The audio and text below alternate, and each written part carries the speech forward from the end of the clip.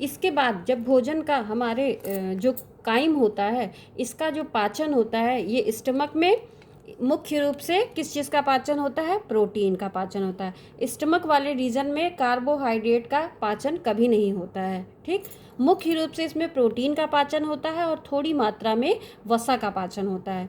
इसके बाद भोजन हमारा आगे खिसकता हुआ ये छोटी आंत में पहुंचता है और छोटी आंत 3 भागों में से मिलकर के बनती है। तो जो स्टमक वाले भाग से ये जो रीजन होता है छोटी आंत का, सी आकार का, जो सी आकार लेता है, इसे ड्यूडेनम या ग्रहणी कहते हैं।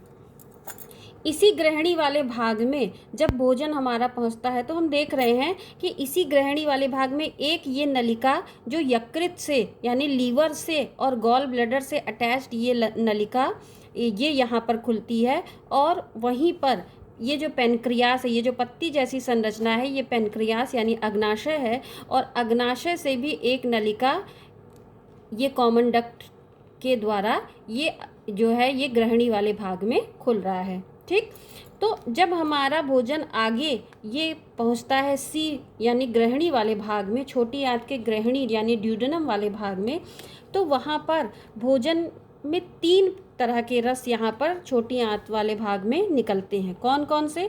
एक तो पेनक्रियास से पेनक्रियाटिक जूस यानी अग्नाशयी रस, दूसरा यकृत से यहाँ पर गॉल ब्लैडर, ये जो संरचना दिखाई पड़ रही है गॉल ब्लैडर यानी पित्ताशय नीचे लगा होता है, तो यकृत में पित्त रस बनता है। ठीक, यानी जो बाइल जूस होता है उसका संश्लेषण, उसकी सिंथेसिस कहाँ होती है? उसकी सिंथेसिस यकृत में होती है, लेकिन वो स्टोर कहाँ होता है? वो स्टोर होता है पित्ताशय यानी गॉल ब्लैडर में। ये जो छोटी सी संरचना दिखाई पड़ रही है गोल गोल, ये गॉल ब्लैडर होता है। तो पित्त रस यकृत में बनता है लेकिन स्टोर कहाँ होता है? गॉल ब्लैडर यानी पित्ताशय में। और पित्ताशय से ये पित्त रस निकल करके कहाँ आता है? ग्रहणी वाले यानी ड्यूडेनम वाले भाग में। ठीक, तो पित्त रस आ गया यानी बाइल जूस आ गया। दूसरा अग्नाशय यानी पेनक्रियास से पेनक्रियाटिक जूस निकल करके यहाँ पर आता है ग्रहणी वाले भाग में ड्यूडेनम में।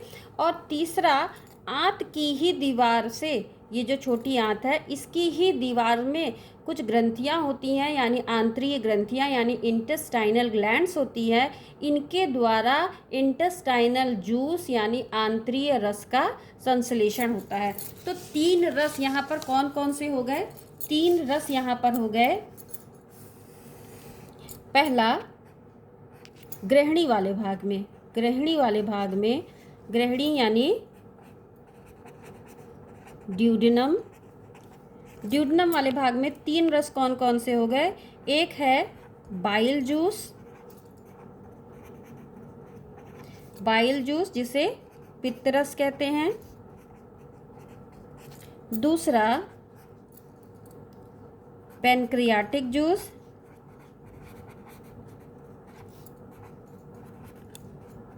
जिसे अग्नाशयी रस कहते हैं। और तीसरा इंटेस्टाइनल जूस, जिसे आंतरीय रस कहते हैं। ठीक, तो ये तीनों रस जो है, ये तीनों जूस जो है, ये कहाँ पर आ रहे हैं? ये इस ड्यूडेनम वाले भाग में आ रहे हैं। ठीक, तो इस ड्यूडेनम वाले भाग में 3 रस आ गए। अब इसमें होता क्या है? सबसे पहले हम बाइल का काम समझते हैं। बाइल जूस जो होता है, ये जूस कहाँ बनता है? ये बनता है यकृत यानी लीवर में। स्टोर कहाँ होता है? गॉल ब्लैडर में। यानी कि इसका सिक्रीशन कहाँ से होता है? गॉल ब्लैडर से होता है। गॉल ब्लैडर से ये कहाँ पहुँचता है? ड्यूडेनम में। तो जो बाइल जूस होता है, बाइल जूस जब ये ड्यूडेनम में पहुंचता है तो बाइल जूस में इसका काम क्या होता है? बाइल जूस का काम होता है कि ये सबसे पहले मीडियम को क्या बनाता है? ये सबसे पहले मीडियम को एल्कलाई यानी क्षारीय बनाता है। क्षारीय इसलिए बनाता है क्योंकि इसके पहले स्टमक में मीडियम कैसा था, HCl के प्रेजेंस के कारण एसिडिक मीडियम था, क्योंकि वहाँ पर जो एंजाइम होते हैं वो एसिडिक मीडियम में काम करने वाले होते हैं, सक्रिय होते हैं, ठीक। लेकिन जो ड्यूडेनम वाले भाग में जो पाचन वाले एंजाइम निकलेंगे वो क्षारीय मीडियम में, क्षारीय माध्यम में सक्रिय होते हैं। इसलिए बाइल जूस का काम सबसे पहले होता है कि ये मीडियम को क्षारीय बनाता है, माध्यम को क्षारीय बनाता है, ठीक। बाइल जूस में किसी भी प्रकार का कोई एंजाइम नहीं होता है, इसलिए यहाँ ये जो बाइल जूस होता है ये किसी भी तरह का पाचन नहीं करता है। ये सबसे पहले मीडियम को क्षारीय बनाता है। दूसरा, भोजन के साथ जो भी कण, जैसे भोजन हम हर समय करते रहते हैं, खाते रहते हैं या पहुँचता रहता है, तो वो भोजन को सड़ने से बचाता है, क्योंकि काफ़ी टाइम हो जाता है पेट में रखे हुए भोजन, तो भोजन को ये सड़ने से बचाता है। इसके अलावा अगर भोजन के साथ कोई भी जीवाणु या कीटाणु अंदर आ गया है तो ये उसको ख़त्म करने का काम करता है, ठीक। तो ये काम किसका हो जाता है, ये काम है बाइल जूस का, जो कहाँ से निकल रहा है, गॉल ब्लैडर से, ठीक।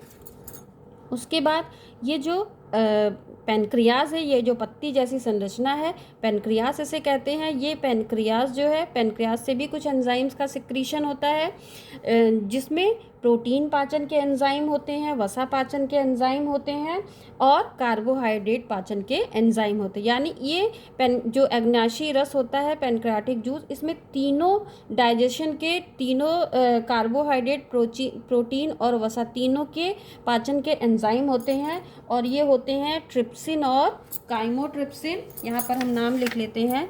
ये जो पेनक्रियाटिक जूस होता है इसमें ट्रिप्सिन होता है और काइमोट्रिप्सिन।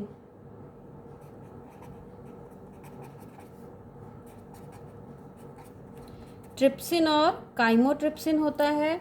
इसके अलावा इसमें एमाइलेज एंजाइम होता है जो वसा का पाचन करता है, और लाइपेज एंजाइम होता है जो एमाइलेज एंजाइम जो होता है वो कार्बोहाइड्रेट का पाचन करता है, और जो लाइपेज एंजाइम होता है ये वसा का पाचन करता है। तो प्रोटीन के पाचन के लिए ट्रिप्सिन और काइमो CHY होगा। काइमोट्रिप्सिन जो है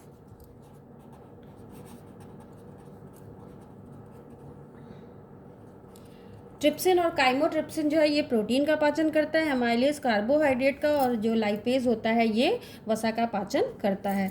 इसके अलावा जो तीसरा जूस है इंटेस्टाइनल जूस, इंटेस्टाइनल जूस में भी प्रोटीन पाचन के एंजाइम इरेप्सिन होता है,